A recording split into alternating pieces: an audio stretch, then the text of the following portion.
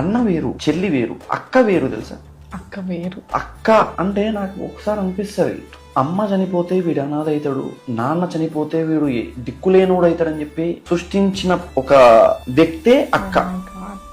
నా దృష్టిలో నేను ఒక విషయం చెప్తాను. నాకు ఒక అక్క ఉంది. ట్రస్ట్ మీ, నేను మా ఇంటికి ఒక అబ్బాయిని, ఒక మొగోడిని అని ఒక ఫీలింగ్ నేను మా అక్క దగ్గరికి వెళ్తే వదిలేస్తా. ఎందుకు అంటే మా అక్కకి తమ్ముడులాగే ఉంటా. ఎందుకంటే నేను హైదరాబాద్కి వస్తే నా కింద ఒక 10 మంది నేను చెప్తే వినేవాళ్ళు ఉంటారు, కానీ నేను మా అక్క దగ్గరికి వెళ్తే మా అక్క చెప్పిందే వింటా. ఎందుకంటే ఇంటి ఆడపిల్లకి కావాల్సింది అదే. వాళ్ళకి ఏం అవసరం లేదు. ఒక నిమిషం ఆలోచించి, ఇంటి ఆడపిల్లకి నువ్వు బంగారం పెట్టాల్సిన అవసరం లేదు, 10,000 1,00,000 రూపాయలు చీర పెట్టాల్సిన అవసరం లేదు, ఏం అవసరం లేదు. ఇంటికి వచ్చినప్పుడు ఆ వంట విషయాలు అక్క చూసుకుంటది.